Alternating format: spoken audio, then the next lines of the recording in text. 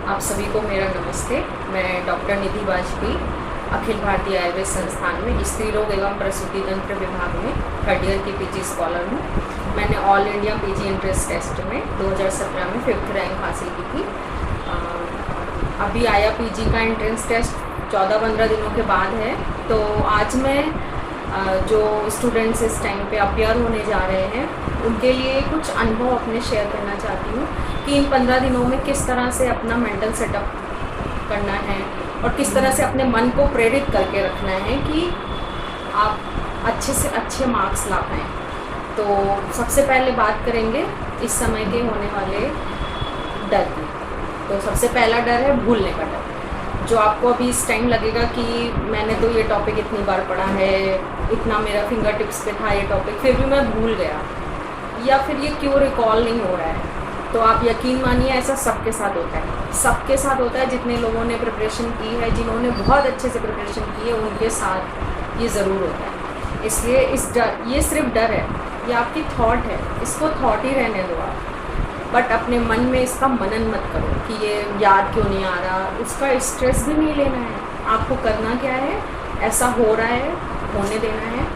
आपको लगता है कि ये टॉपिक भूल रहा है, तो आपको वो टॉपिक आपने जिस जगह से स्टडी किया है, जहाँ से भी पढ़ा है, उसको वापस से आपको खोल के वहाँ पे उस टॉपिक को फिर से देखना है, फिर से समझना है कि क्या इसके कोड जो हमने बनाए हैं या जिस तरह से भी आपने उसे लर्न किया है उसमें कुछ प्रॉब्लम है या आपको वो याद है, फिर भी आप बस 10-15 मिनट आपको लगेंगे उस टॉपिक को दोबारा देखने में। बस आपको इतना धैर्य रख के उसको फिर से खोल के देखना पड़ेगा।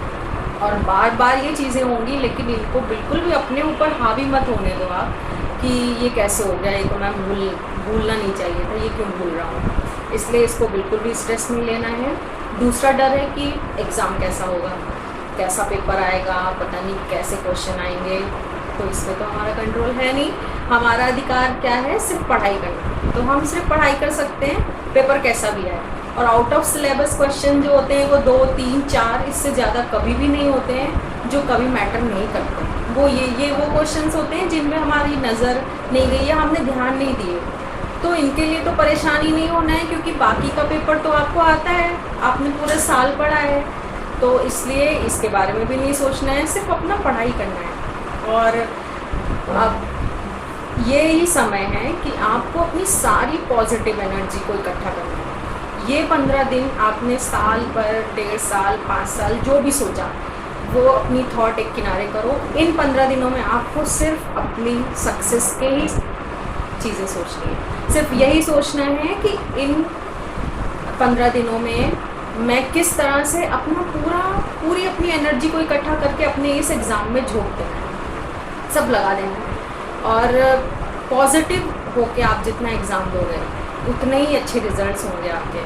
और कुछ टिप्स हैं उसके लिए। सबसे पहला टिप है कि जो एग्ज़ाम टाइमिंग है, you study as per your exam timing, study as per your exam timing. As जैसे 10 से 1 का टाइमिंग है एग्ज़ाम का, तो आप उस टाइम पे ही पढ़ें। जैसे उस टाइम पे मैं पेपर लगाती हूँ, जो 10 से 1 का टाइम है वो पेपर होने वाला है, तो 10 से 1 के टाइम पे ही आपको कोई भी पेपर, एग्ज़ाम पेपर आप दे चुके हो या कुछ अननोन पेपर हो, या आप अपने जूनियर्स से बोल दो बनाने को हो, या आप कोचिंग पढ़ते हो उसका पेपर हो, या किसी भी बुक का पेपर हो, कोई भी रैंडम मॉडल पेपर हो, आप उसको ले लो और उसको 10 से 1 के बीच में आपको वो पेपर सॉल्व करना है, जैसे आप एग्ज़ाम दे रहे हो। और फिर उसके बाद आपको उसे एनालाइज करना है, अपनी परफॉर्मेंस की एनालिसिस करनी है। और सबसे बड़ी बात, आप पेपर तो दे रहे हो, लेकिन जो भी क्वेश्चन गलत होगा उसके लिए सोचना बिल्कुल नहीं है। क्वेश्चन गलत होते हैं, बहुत अच्छे से आने वाले क्वेश्चन भी इस टाइम गलत होंगे, तो बिल्कुल नहीं परेशान होना है। आपको सिर्फ उन क्वेश्चंस को जहाँ से आपने पढ़ा है वहीं पे जाके खोल के देखना है, इसका कोई ऑप्शन नहीं है दूसरा। वहाँ देखना है, 10 मिनट लगाने हैं, उसे फिर से एक बार पढ़ना है, फिर बंद कर देना है। इस तरह से आपके जितने भी क्वेश्चन गलत हुए या आपको नहीं याद आ रहे हैं, आप ये करिए। और आप अभी इसी टाइम करेंगे, सब इसी टाइम करना है।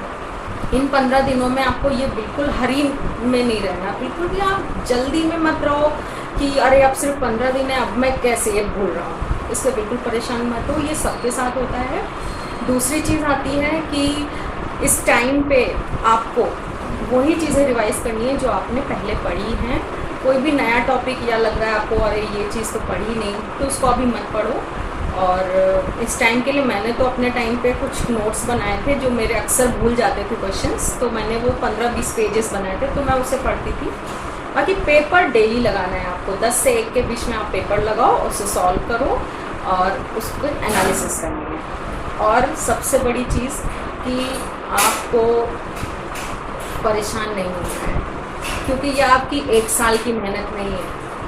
आप जब पेपर दोगे और जब बाहर निकलोगे पेपर देके, तब आपको पता चलेगा कि ये उस 1 साल का फल नहीं है, ये उस पूरे 5.5 साल का एग्ज़ाम में आप लिख के आओगे, आप जो क्वेश्चन टिक करके आओगे, वो पूरे 5.5 साल जो भी आपने पढ़ा है वो सारी चीज़ें वहाँ पे आपको रिफ्लेक्ट होंगी उस एग्ज़ाम पेपर में। वो सिर्फ इस 1 साल की तैयारी का नहीं है, तो इसलिए बिल्कुल घबराना नहीं है। आपने क्लासेस की हैं, आपके टीचर्स ने जो भी पढ़ाया है आपको, आपके जूनियर्स ने कुछ भी आपने उनके साथ पढ़ा है, आपके बैचमेट्स के साथ पढ़ा है, जो भी पढ़ा है वो सारी चीज़ें आपको वहाँ पे सारी चीज़ें आपको हेल्प करने वाली हैं।